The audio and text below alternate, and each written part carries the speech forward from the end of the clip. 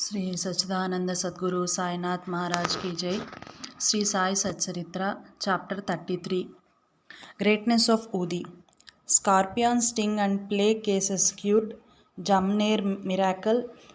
Narayana Rao's sickness. Bala Bua Sutar. Appa Sahib Kulkarni. Haribhav Karnik. In the last chapter, we described the greatness of Guru. Now, in this, we will describe the greatness of Udi. However, both are interlinked. The greatness of Udi is due to the spiritual grandeur of Baba. Preliminary. Let us now bow before the great saints. Their merciful glances will destroy the mountains of sins and do away with all the blemishes of our character. Their talk gives us good teachings and confers on us invaluable happiness. Their minds do not know any difference, such as this is ours and that is yours. Such differentiation never arises in their minds. Their debts, obligations will never be repaid by us in this birth as well as in many future births. Udi. It is well known that Baba took dakshina from all, and out of amount thus collected he spent on charity and purchased fuel. This fuel he put in the dhuni, the sacred fire, which he kept ever burning. The ash from this fire was called Udi, and it was freely distributed to the devotees at the time of their departure from Shirdi. What did Baba teach by this Udi? Baba taught by this Udi that all the visible phenomena in the universe are as transient as the ash. Our body is composed of matter of five elements, will fall down after all, and their enjoyments are over and are reduced to ashes. In order to remind the devotees of the fact that their bodies will be reduced to ashes, Baba distributed Udi to them.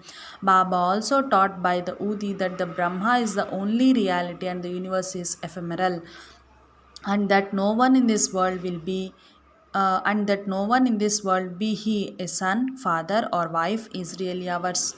We come here in this world alone and we have to go from here alone.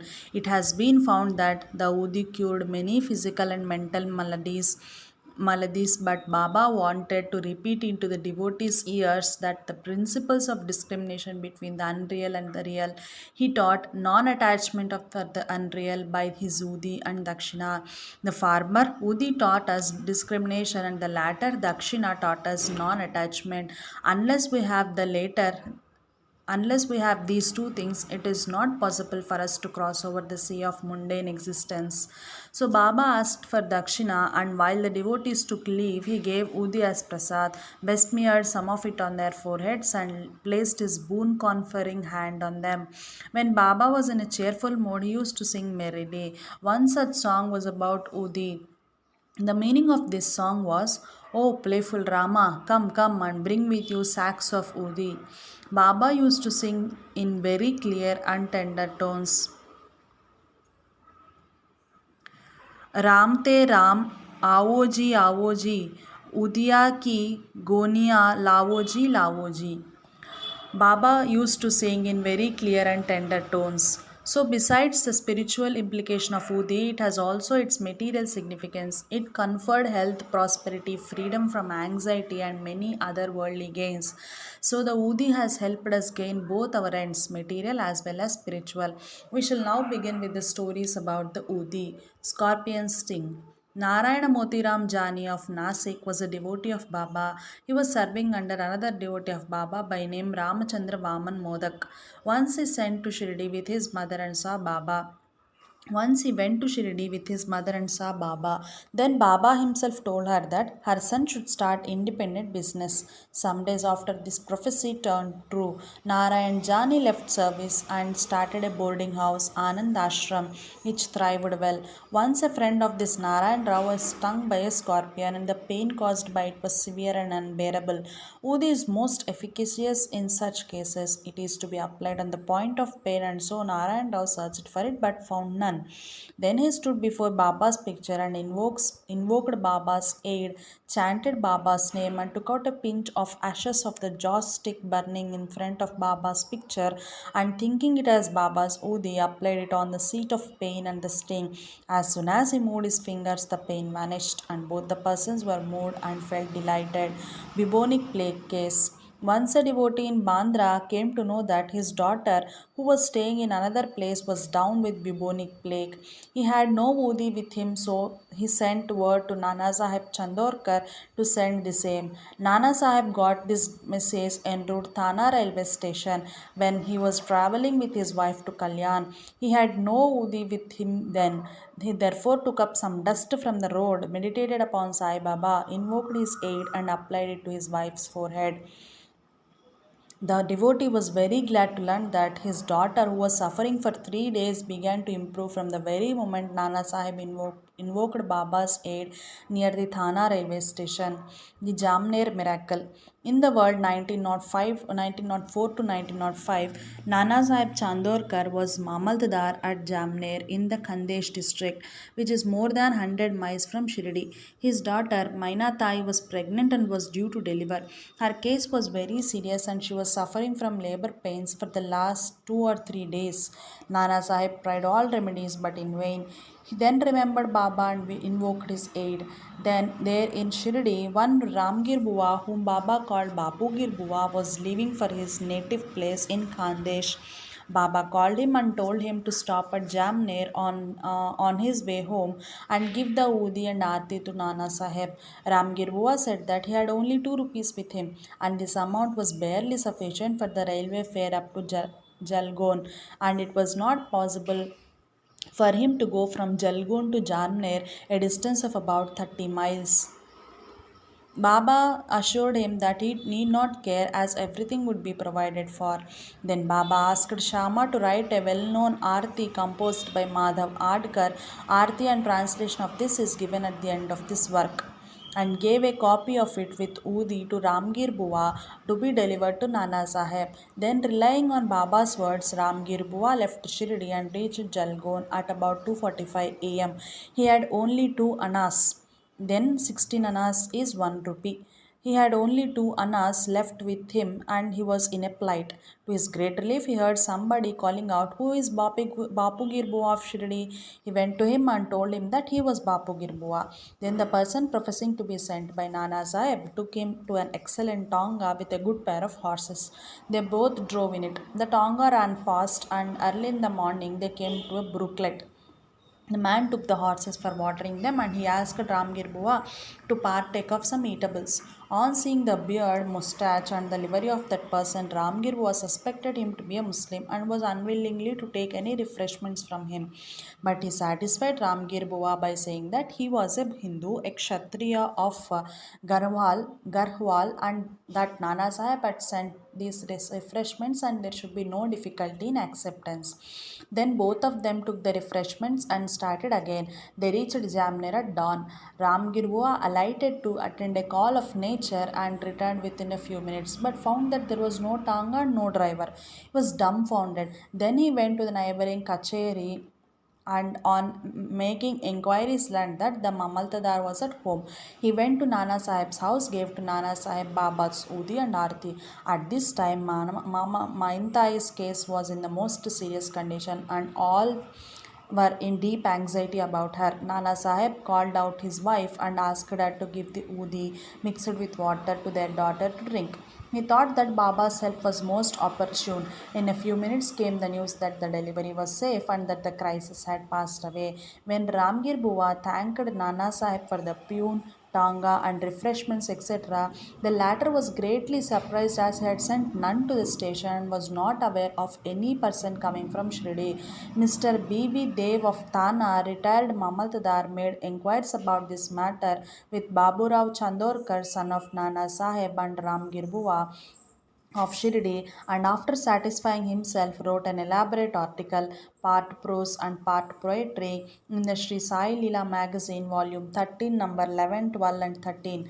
B.V. Narasimhaswamy has also taken down the statements of Mainatai, number 5, page 14, and Bapu Sahib Chandorkar, number 20, page 50, and Ram Girbua, number 27, page 83, dated 1st June 1936, 16th September 1936, and 1st December 1936, respectively, and published them in his Devotee's Experience, Part 3. The following is quoted from Ramgir Bua's statement. One day, Baba had called me to him and gave me a packet of Udi and a copy of Baba's Aarti. I had to go to Khandesh at that time. Baba directed me to go to Jamner and told me to deliver the Aarti and Udi to Nana Sahib Chandorkar at Jamner. I said to Baba that all I had was 2 rupees and asked him how that could take me by train from Kopargaon to Jalgaon and next from Jalgaon to Jamner. Baba said, God will give. That was on Friday. I started at once. I reached Manmad at 7:30 p.m. and Jalgaon at 2:45 a.m. At that time, plague regulations were in force, and I had much trouble. As I was to discover what I should do to get to Jamner. At about 3 a.m., a peon in boots, turban, and equipped with other details of good dress came to me and took me to Tanga and drove me on. On the way to Baghor, I took refreshments. We reached Jamner early in the morning, and by the time I attended Call of Nature, the Tonga and driver had disappeared. Page 83. Narayan Rao. Bhakta Narayan Rao, father's name and surname are not given, had the good fortune to see Baba twice during the latter's lifetime. 3 years after passing away of Baba in 1918, he wanted to come to Shirdi but could not. Within a year of Baba's Mahasamadhi, he fell sick and suffered much. All possible remedies gave him no relief, so he meditated on Baba day and night. One night he had vision. Baba came through a cellar, comforted him, saying, Don't be anxious, you will be improving from tomorrow, and within a week you will be on your legs. Narayan Rao got perfectly well within the time indicated in the vision. Now, the point for consideration is this: was Baba living because he had the body, or was he dead because he left it? No, Baba is ever alive, for he transcends both life and death. He who loved him wholeheartedly gets response from him at any time and at any place. He is always by our side and will take any form, appear before the devout bhakta and satisfy him. Appa Sahib Kulkarni. In 1917, Appa Sahib Kulkarni was transferred to Thana and began to worship Baba's picture presented to him by Bala Sahib Bhate. In real earnest, he did the worship. He offered flowers, sandal paste, and Naivedya daily to Baba in the picture and longed intently to see him. In this connection, it may be remarked that seeing Baba's picture earnestly is equivalent to seeing him in person. The following story illustrates this statement. Balabua Sutar, a saint of Mumbai named Balabua Sutar, who on account of his piety, devotion, and style was called modern Tukaram, came to Shirdi for the first time in 1917. When he bowed before Baba, the latter said, I have known this man for 4 years. Balabua wondered and thought how could that be, as that was his first trip to Shirdi. But thinking about it seriously, he recollected that he had prostrated himself 4 years ago before Baba's portrait at Mumbai and was convinced about the significance of Baba's words. He said to himself, how omniscient and all pervading are the saints, and how kind are they to their devotees. I merely bowed to his photo, but this fact was noticed by Baba, and in due time he made me realize that seeing his photo is equivalent to seeing him in person. Now we return to Appa Sahib's story. While he was in Thana, he had to go on to tour to Bhiwandi and was expected to return after a week. In his absence, the following wonderful thing took place on the third day. At noon, a fakir turned up at Appa Sahib's house. His features resembled exactly those of Baba's photo. Mrs. Kulkarni and the children all asked him whether he was Sai Baba of Shirdi. He said no, but that he was an obedient servant of his and came there at his order to inquire after the well-being of the family. Then he asked for dakshina. The lady gave him a rupee. He gave her a small packet of udi and asked her to keep this in the shrine. Then he left the house and went away. Now hear the wonderful Leela of Sai. Appa Sahib could not proceed with his tour as his horse fell sick at Bhivandi. He returned home that afternoon and learned from his wife about Fakir's visit. He got very restless as he did not have the darshan of the Fakir. Moreover, he did not like that only 1 rupee was paid to him as dakshina. He said that had he been present, he would have paid not less than 10 rupees. Then he immediately started in quest of the fakir and searched for him in the masjid and other places without taking any food. His search was in vain. He then returned home and took his food. The readers may remember here Baba's dictum in chapter 32 that God's quest should not be made on an empty belly. Then, after meals, he went out for a walk with a friend, Mr. Chitre.